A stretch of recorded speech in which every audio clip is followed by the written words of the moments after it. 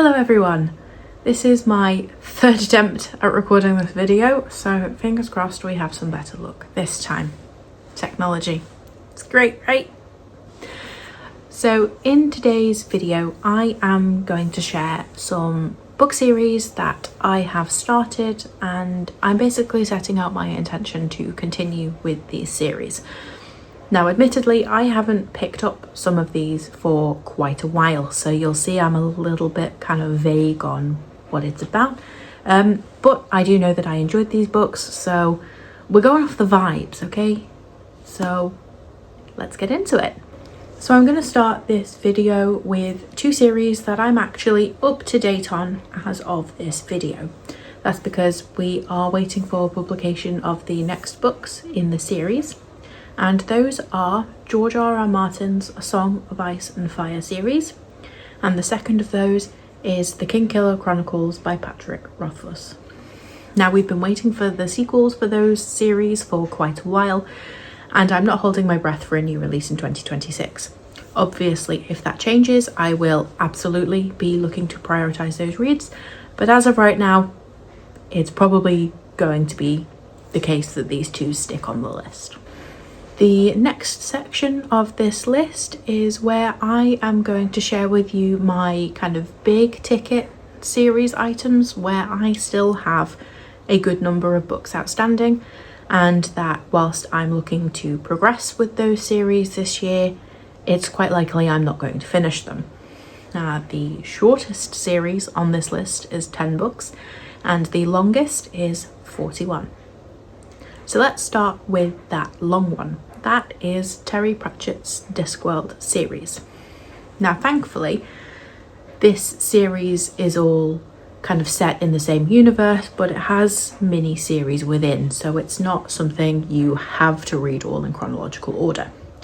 Now, I'm being me and chaotic, so I am reading them in order, so I'm chopping and changing between the mini-series that are there.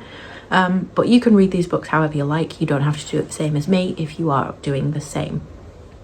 I have read 20 books out of the 41 published, so I'm a good way through this series so far, but I do have to hold my hands up and say I haven't picked one of these books up for nearly a year as of recording.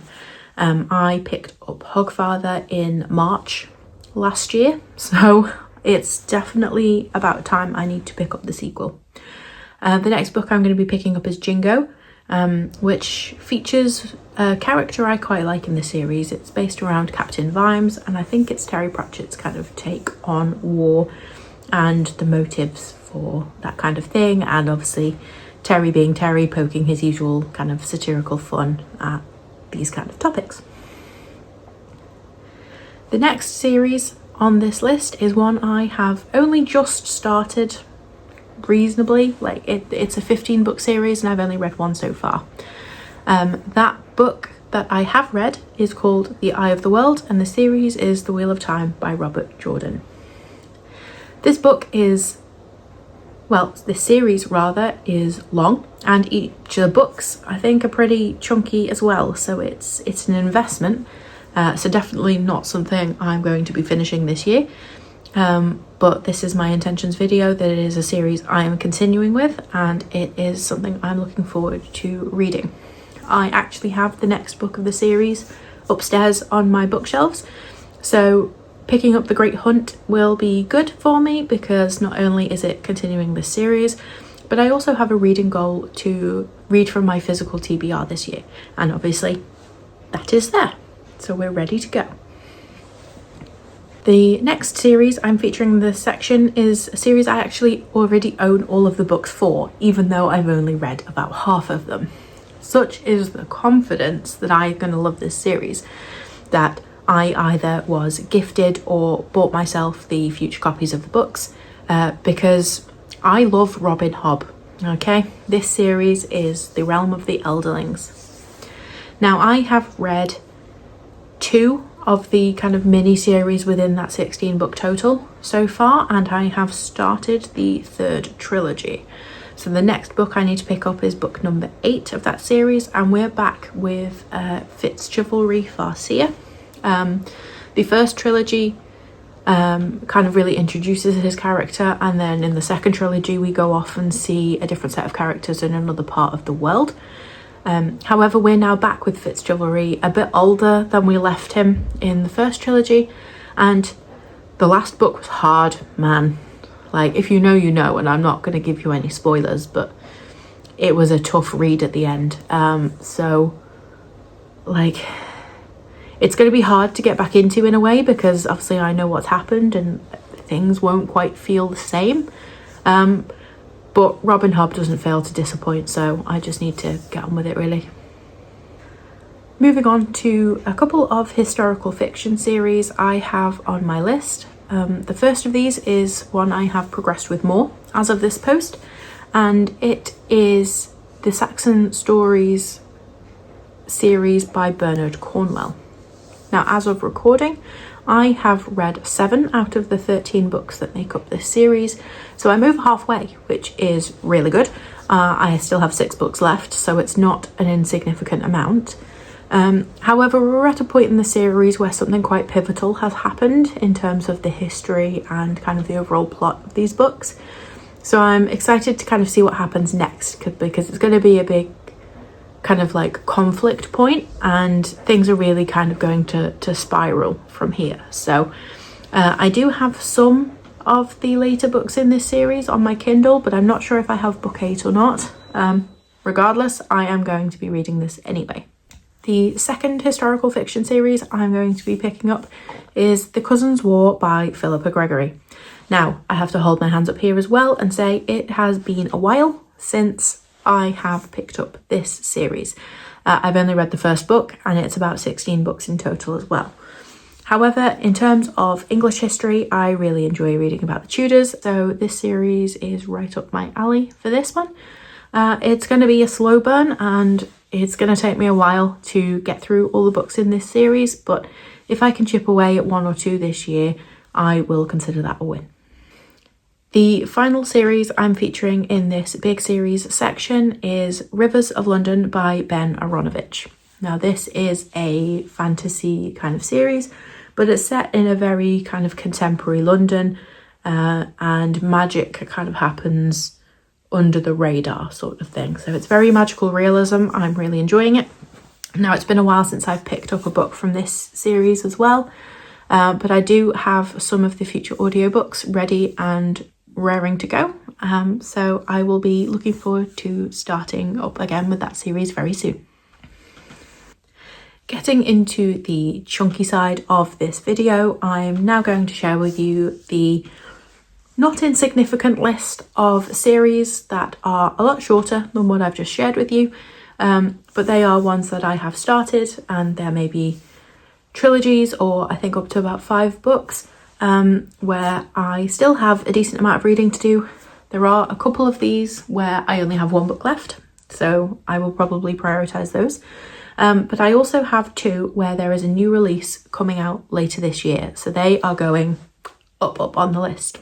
So let's get to it. The first series I feature in this section is The Poppy War by R.F. Kuang. Now, I have really enjoyed her writing style to date, and I've enjoyed trying some of her different books. Babel was an instant hit for me, and I have also obviously read the first book of The Poppy War. I still have the final 2 to go, and I'm hoping to pick up the second book very soon. Now, this is quite a dark fantasy series, but it's also kind of more Asian inspired, so it deviates a little from what I typically read, but in a good way, like it's an intentional choice. So yeah, the first book was quite heavy really for fantasy, and that's saying something. You know, it was a book I couldn't read for very long stints, but it was a book I really enjoyed even so. So I'm looking forward to carrying on with this one very soon. The next series is one I started right at the end of 2025, and that started with The Shadow of What Was Lost by James Islington. Now, up until the epilogue, I could have quite happily left this book where it was and not continued with the series. However, the epilogue drops a really big bombshell, And that has really got me intrigued actually to make me want to continue, at least with the second book. I'll probably review after that as to whether I continue with the third. But yeah, like, I think this could go in an avenue that is really quite interesting and maybe a little bit different. So I'm looking forward to seeing where this one goes. Back to Asian fantasy now, and the next series or trilogy on this list starts with Stormdancer by Jay Kristoff. Now, I really like this book because it again has Asian inspired kind of story and characters, but it also has a steampunk element. So I really enjoyed this mashup of fantasy and steampunk to give us the kind of setting of Stormdancer, and it was really quite unusual but also refreshing to have something different. So I definitely want to continue with this one because it was a nice pleasant change from what I typically read. The longest, I suppose, series in this section of the post has 5 books in total, and so far I have only read the first one. This is The Long Earth by Terry Pratchett and Stephen Baxter. Now, admittedly, I've not had a great history before with reading books co-authored by Terry Pratchett, and the problem is not Terry Pratchett. I've struggled with the likes of Good Omens because I didn't like how kind of Terry Pratchett's writing style was altered or influenced by the second author. However, the exception here is The Long Earth. I did really enjoy kind of Terry's humorous aspect coming through, but also the serious but not dead serious kind of sci-fi element to The Long Earth. It is very readable, it is not heavy, it's not dead techie if sci-fi isn't really your bag. But I can definitely see the influences of both of these authors, and I'm really liking the combination. So this is going to be a good, interesting one to take forward. Back to Jay Kristoff, and I have a series that I'm hoping will be the first I can tick off my list for 2026. That is Empire of the Vampire by Jay Kristoff. Now, if you've watched my January TBR, you'll know that I'm actually planning on finishing this book this month. I did start the book in December, but for various reasons, it wasn't really working for me at the time. But it's a really good book and series, and I think the problem is I'm scared to finish it. I want to finish it, but I'm also like, final book in the series. A lot has happened, and Jay Kristoff doesn't pull his punches. So I think it's going to be one of those, but I don't know until I get there. So I need to put my big girl pants on and work it out. A series I have enjoyed, but maybe had some reservations over the last book of so far, is Stephen King's The Dark Tower. Now, I really enjoyed the first 3 books of the series. It's very action heavy in these first 3 books, and we don't really have much kind of backstory as to what's happened. Book 4 changes that. In fact, book 4 kind of does the opposite in that nothing really happens in the present day, but we end up going down this whole spiral of backstory. So that last book threw me a bit. It wasn't what I was expecting, and whilst it is kind of needed, the kind of format didn't really work for me. Like, I would much rather have some of that history interspersed throughout rather than a whole load of stuff happen and then go, oh wait, but here's why.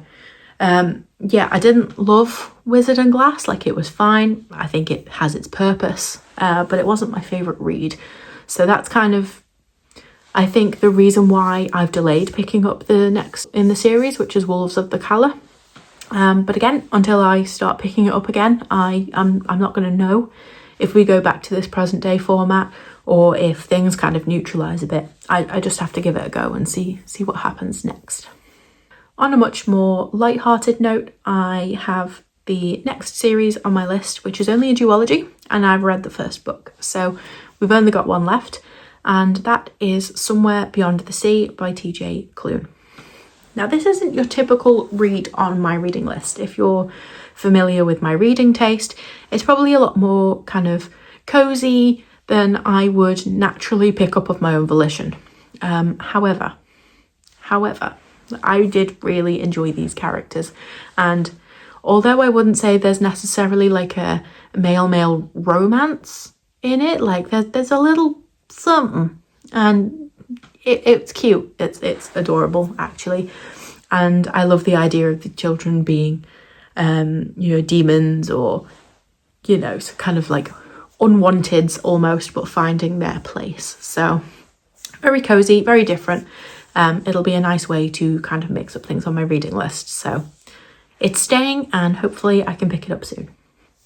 A very different science fiction series that's also on this list is Soul Identity by Dennis Batchelder. Now, I quite like this series because it's set in a world not unlike our own. It's actually quite familiar. But the premise of the book is that souls are reincarnated. They can be identified, I think, by like scanning their eye. So effectively people can preserve their riches and their treasures, and they can be inherited, if you like, by their future selves via identifying their soul. Now, it's really quite an interesting concept, but I think in this first book something also happens where I think somebody tries to break into somebody's vault that has a lot of information based on like how this whole thing came about. So very much sci-fi, quite interesting. A lot of action as well though, so if you like that sort of thing, then hopefully you can take a look at the next book with me. The next series on this list is probably aimed more at a young adult audience, but I'm looking forward to continuing with it, is His Dark Materials by Philip Pullman. Now, I debated about whether to keep this on the list, and it purely comes down to the fact that I didn't love the narration of Lyra's character on the audiobooks. Now, unfortunately, I do have those later books on audio, so I kept it on this list because I physically have a copy of the book. I'm going to see how I go with persevering with it. It's just a personal preference and it's a small thing in the grand scheme of things. So I've said to myself, if I don't love the audiobooks again for the sequels, then what I'll do is I'll try and download a copy from my library or, borrow the books or something somehow so I don't have to deal with that audio niggle I have. But it's purely a personal thing. There's nothing wrong with the narrative or whatever in itself. So I'm going to at least try the next book and we'll review from there. The one non-fiction series I have on this list came as a recommendation from Anna, who I work with. Now, she listened to the audiobooks of this series as well, and so far I have listened to the first book. These are the Prison Diaries of Jeffrey Archer. Now, it's been a while since I picked this up, but I remember it being like really interesting, and it was sort of intriguing to find out obviously why he ended up in prison, but also like his experience when he was there. So it's a very different narrative, again, from the kind of thing I pick up, but it's an interesting perspective and that's one I'm looking forward to carrying on with. A science fiction trilogy that I will admit I don't remember a whole lot about is Sleeping Giants. It starts with Sleeping Giants. It's the Themis Files. And I can't remember a whole lot about this first book other than I think the people find like a statue of a hand somewhere. But I remember towards the end of the book, they either have some kind of magic or technology or something that is a significant advancement. This one is purely vibes, guys. I can't remember a whole lot about what happened, but I do remember enjoying it. So this is definitely a series I need to go back to. It has been a while, but I'm going to try the next book and we'll see what happens. On the lighter kind of side of things, I have Richard Osman's The Thursday Murder Club series on my list. Now, so far, as of recording, there are 5 books that have been published and I have read the first 2. I really quite enjoy the light-hearted nature of these books. It's quite satirical, quite funny. That we've got these 70-year-olds running around and meddling in things they shouldn't be meddling in. It's quite different from the sort of things I would normally read, but it's precisely for that reason that I want to keep that on this list. It's nice to read differently and get a bit out of your comfort zone now and then, and sometimes you just need a break. So these books are great kind of icebreakers. They're also quite nice to talk about with people. They're quite approachable. So they'd also make pretty good book club reads. Maybe something I can sneak in. But yeah, they're good fun. They're a little bit different, and they will be continuing on my reading list in the near future. We have one historical fiction series left on this list, and then I have 2 final series to share with you. Going to that historical fiction series, I actually read one of the books out of this series intended as a standalone. Now that series, I think the book I've read in that series is actually the second book, but it's not really kind of the end of the world that I've not read them in order. That book I have read is Codename Verity by Elizabeth Wein. Now there is at least one other book out of that series that I'm planning to read soon, and have also kind of planned to read in the past and not quite got to it, and that is Rose Under Fire. So that's probably where I'm going to start, and then we'll see where we go from there. Finally, there are 2 series on this list that I'm especially going to be prioritising because we have sequels coming out in September this year, and that's September in both cases, so I'm going to be a busy bee. The first of those is a fantasy series written by Justin Cole. It starts with Master of Sorrows, which is the one book I have read. I need to read Master Artificer pretty soon, so I'm not leaving it too late. And then I believe the 3rd book out in September this year is Master of the Fallen. So I really enjoyed this first book. It's quite chunky, and I believe Master Artificer is the same, which is why I don't want to leave it too last minute before kind of getting into the next book. But it was really good. I had a really good time reading it, so I'm looking forward to picking up the sequel soon. Lastly, we have The Appeal by Janice Hallett on this list. Now, I have read The Appeal, and it was a really good time because it's a mixed media format book. So it's written in the form of text messages, posters, emails, kind of informal communication lines between the characters, and it has you kind of reading a lot into the subtext of things. So it's very different from your traditional kind of prose, and it's written in a way that you're reviewing a case file for a crime that's taken place. So it's a really interesting book. I'm looking forward to picking up the next book, which is I may be a little bit late on because it's called The Christmas Appeal. I always end up reading Christmas books not at Christmas, but there we go. Smart. But even still, I'm going to be reading that anyway, and again, not leaving it too last minute, so that when The Silent Appeal comes out in September 2026, I can share that with you and share my thoughts while it's all fresh and kind of topical. Those are the series I am intending to continue with, and I want you to please hold me accountable to this list. I am going to publish an update on this video later this year, and hopefully I'll be able to check some of these boxes, or at least share that I've made some progress. Please kick me if I'm not reading these books, okay? Please? Thank you. Have you read any of the series featured in today's video? Are there any you recommend? There are some you're not so bothered by. I would love to know in the comments. Until next time, bye for now.